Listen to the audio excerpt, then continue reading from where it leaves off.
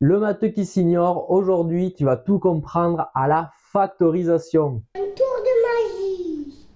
Cette vidéo fait suite à celle d'hier qui parlait du calcul littéral, comment simplifier des expressions, comment distribuer. En fait aujourd'hui on va faire l'effet inverse de la distributivité, on va factoriser. La distributivité ça permet de développer des expressions, c'est-à-dire transformer des choses qui se multiplient en des choses qui s'additionnent ou se soustraient. Mais la factorisation, ça fait l'effet inverse. Donc, comment pourrons-nous faire ça?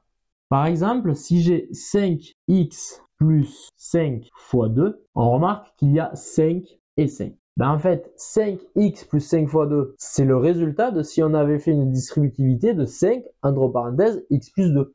Car on l'a dit dans la vidéo d'hier, n'hésite pas à aller la voir si tu ne l'as pas encore vue ou si tu n'as pas bien retenu. 5 facteurs de x plus 2, ça veut dire qu'on distribue le 5 à tout ce qu'il y a dans la parenthèse, au x et au 2. C'est bien ce que j'ai fait là-haut. 5, je l'ai mis fois x, et 5, je l'ai mis fois 2. 5x plus 5 fois 2. Donc là, ce que je viens de faire, c'est une factorisation. J'ai transformé quelque chose qui s'additionne. Attention, des fois j'utilise le terme additionner, même pour une soustraction, parce qu'une addition et une soustraction, ça revient au même. Qu'il y ait un plus ou un moins, les techniques sont les mêmes. Donc là, c'est un plus, ça aurait été un moins, c'est exactement pareil, c'est juste qu'on aurait retrouvé un moins dans la factorisation. Donc j'ai deux membres qui s'additionnent, 5x, 5 fois 2, en fait on peut les rassembler à une seule parenthèse, et j'ai transformé ce plus en un fois. Ici il est sous-entendu, mais il y a bien fois 5 fois x plus 2. J'ai transformé mon plus en fois.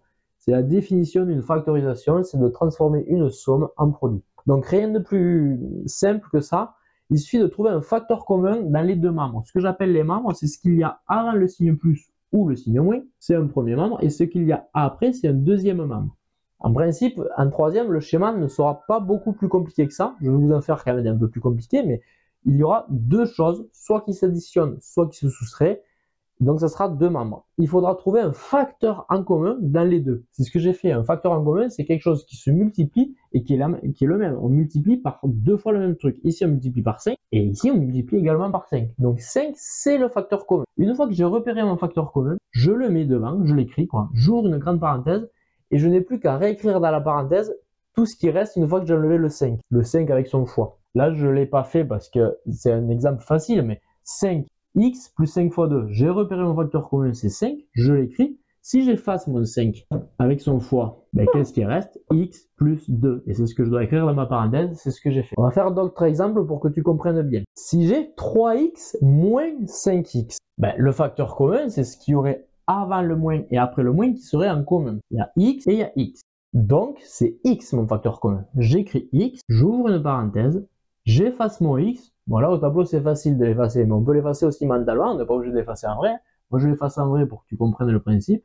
Je l'efface. Qu'est-ce qui me reste? 3 moins 5. Dans ma parenthèse, j'écris 3 moins 5. Je le réécris pour que tu vois l'égalité, mais 3x moins 5x, ça se transforme en x facteur de 3 moins 5. Je viens de factoriser. Regardons des cas un peu plus difficiles maintenant. Si j'ai 6x au carré plus 7x, je veux factoriser. Il me faut donc trouver un facteur en commun. 6 et 7, il n'y a rien en commun. Par contre, il y a x et il y a x. Mais attention, là c'est x au carré. X au carré, c'est sous-entendu x fois x. On l'a dit, quelque chose fois lui-même, ça fait au carré. Donc à l'inverse, quelque chose au carré, c'est qu'il se multiplie par lui-même. Donc x au carré, c'est égal à x fois x. Eh bien, je l'ai mon facteur en commun. J'ai bien deux trucs qui sont égaux avant et après. Attention, là j'ai deux fois le x, mais c'est pas ces deux-là qu'il faut prendre en facteur commun. Il en faut un qui est avant mon signe plus et un après. Donc je prends un des deux, celui que j'ai envie, et celui qui est après. C'est obligatoire de prendre celui qui est après et un avant. Donc mon facteur commun c'est x, j'ouvre une parenthèse. Qu'est-ce qui me reste si j'effaçais le x? Il me reste 6x plus 7. Je le fais pas à chaque fois, mais imaginez qu'on efface le x à chaque fois, il reste 6x plus 7. Voilà, j'ai factorisé. Un dernier exemple encore un peu plus compliqué. Si je cherche à factoriser cette expression 5 facteurs de 3 plus x moins 6 plus 2x. Là, j'ai été un peu méchant. Le facteur commun, il n'est pas apparent. Là, on voit rien en commun. D'un côté, il y a 5, il y a 3 plus x, et là, il y a 6 plus 2x. Il n'y a rien en commun.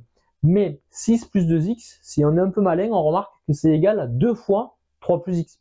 C'est égal à 2 fois cette parenthèse-là. Donc, on peut l'écrire différemment et faire sortir le 2. Ça, des fois, vous aurez besoin de le faire. S'il n'est pas directement apparent, peut-être qu'il faudra réfléchir à comment le faire apparaître. Donc 5, 3 plus x, ça ne change pas. Par contre, de l'autre côté, on a moins 2 fois 3 plus x. Puisque 6, c'est 2 fois 3 et 2x, c'est 2 fois x. Donc on peut très bien écrire 2 facteur de 3 plus x. C'est la même chose que 6 plus 2x. Et là, on voit bien notre facteur commun. Je le souligne, 3 plus x. Donc, Là, c'est toute une parenthèse. Attention, c'est pas forcément que un x ou que un 5 ou qu'un nombre. Hein. Ça peut être toute une parenthèse. C'est un facteur en commun. C'est quelque chose qu'on multiplie. Quelque chose qui est en commun multiplié dans les deux membres. Ça peut être un truc même ultra compliqué. Hein. Ça ira rarement plus loin que ça en troisième. Hein. Mais c'est pas forcément juste un nombre. Hein. Faites attention à ça. Là, mon facteur commun, c'est 3 plus x au total. Ben, 3 plus x, je l'écris. Je l'écris tel quel, hein, avec sa parenthèse, et j'ouvre une autre parenthèse pour écrire tout ce qui reste une fois que j'ai enlevé mon facteur commun. J'efface mon 3 plus x, ben, il me reste que 5. Je l'ai effacé, j'en suis à moins, je l'efface ici aussi, il me reste juste moins 2. 3 plus x, facteur de 5 moins 2.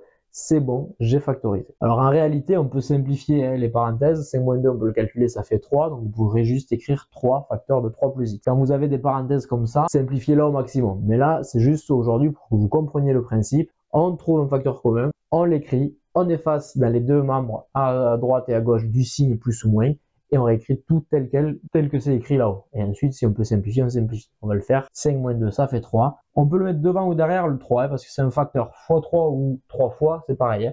Donc je mets devant pour simplifier l'écriture, et ça fait 3 facteur de 3 plus x. C'est la même chose. Bien sûr, si vous vous arrêtez à l'étape d'après, c'est juste quand même, mais ça fait pas fini. Un dernier exemple pour la route, où il y a encore un autre petit piège, comme ça je pense que tu auras vu à peu près tous les petits pièges que tu peux avoir. C'est parti. Là on se dit, qu'est-ce qu'il m'a fait? Il m'a mis 3 membres, 5, x, et tout ça, 3x facteur de 5 plus x. Il y a 3 membres. Mais en fait, 5 plus x, ben on retrouve la même chose que de l'autre côté. Donc on peut dire que c'est une seule parenthèse. Je ne les ai pas mises, mais on peut rajouter des parenthèses si on veut. Puisqu'il n'y a rien avant, donc parenthèse précédée d'un signe plus, rappelez-vous qu'il y a parenthèse ou non, c'est pareil. Donc j'ai un membre avec 5 plus x, fois rien du tout, hein, mais 5 plus x. De l'autre côté, j'ai 3x fois 5 plus x. Attention, j'ai dit que mon 5 plus x était multiplié par rien du tout. C'est pas tout à fait vrai. Parce que maintenant, on l'a trouvé, notre facteur commun, c'est 5 plus x. 5 plus x, 5 plus x. Il est deux fois. Donc on va l'écrire, effacer ce facteur commun et réécrire tout ce qui reste. Mais si on l'efface, 5 plus x, il me reste juste un plus tout seul. Il n'y a rien avant le plus. Et 3x. On ne peut pas dire juste 5 plus x facteur de plus 3x. Il manque un truc, il manque un petit morceau. Mais en fait, c'est parce que 5 plus x, s'il est multiplié par rien, il n'est pas vraiment multiplié par rien, il est multiplié par 1. Et attention, j'ai bien dit par 1 et pas par 0. Parce que certains me disent, bah, j'ai enlevé mon 5 plus x, il ne me reste plus rien, donc je mets 0. Non. Parce que si c'était 0 fois 5 plus x, 0 fois quelque chose, ça fait toujours 0. Je n'aurais pas écrit 5 plus x, j'aurais écrit 0. C'est 5 plus x fois 1 qui est égal à lui-même en fait. Hein. Quand vous avez un nombre fois 1, 5 fois 1, ça fait 5. Un nombre fois 1, c'est égal à lui-même. 5 plus x fois 1, c'est égal à 5 plus x. Donc, pourquoi j'ai fait cette petite parenthèse qui vous a pris 30 secondes de votre vie? C'est parce que c'est ultra important de le retenir. Si vous avez un facteur commun, mais qu'il n'y a rien d'autre en fait à côté, c'est qu'il est multiplié par 1. Il ne faut pas l'oublier. C'est une fois ce facteur en commun. Parce que quand on va le factoriser, ben je réécris mon facteur commun 5 plus x, hop, on l'efface, et qu'est-ce qu'il me reste? Il me reste 1 plus 3x. Il ne faut pas oublier ce 1, il est archi important. Voilà, dernière façon de factoriser, c'est en utilisant une identité remarquable, on va le voir tout de suite. Je vous ai appris à factoriser en utilisant un facteur en commun, c'est le cas que tu rencontreras le plus souvent, mais il y a aussi la possibilité de factoriser en utilisant une identité remarquable. Il y a 3 identités remarquables. Ces identités remarquables sont des calculs déjà connus. A plus B au carré, ben on sait que c'est égal à A au carré plus 2AB plus B au carré. Il existe la même avec un moins. Il en existe une troisième. Il paraît que les deux premières ne sont plus au programme de la troisième, mais qu'on les voit qu'en seconde. Donc on n'utilise que la troisième. Et la troisième, tu dois la connaître. Donc on va la rappeler ici. C'est de la forme A au carré moins B au carré égale A plus B facteur de A moins B. Je n'ai pas redémontré cette propriété dans la vidéo, parce que ça la rendrait trop longue. Tu as certainement la démonstration dans ton cours. C'est pas primordial de savoir d'où ça vient, il faut le retenir. En fait, l'avantage de savoir d'où ça vient, de pourquoi A au carré moins B au carré est égal à A plus B fois A moins B, c'est juste parce que ça permet de mieux le retenir. Mais si tu le retiens tel quel, n'apprends pas trop la raison, ça sert à rien. Je vais te le dire rapidement quand même, c'est juste que A plus B facteur de A moins B, on pourrait imaginer une double distributivité, A plus B, A moins B. Je vais l'écrire. Ben, on l'a vu dans la vidéo d'hier. C'est deux parenthèses qui se multiplient. Donc, on peut faire une double distributivité. A plus B fois A moins B, ça fait A au carré plus B fois A moins B fois A et plus B fois moins B. Et en fait, ça se simplifie ça. Les B fois A fois B, ils se simplifient et il reste juste A au carré moins B au carré. A fois A, ça fait A au carré et moins B fois B, ça fait moins B au carré. C'est pour ça. Ça vient de là. Mais c'est pas grave si tu retiens pas. En tout cas, ce qu'il faut absolument retenir, c'est que A au carré moins B au carré, c'est égal à A plus B fois A moins B. Bien sûr, c'est valable dans les deux sens.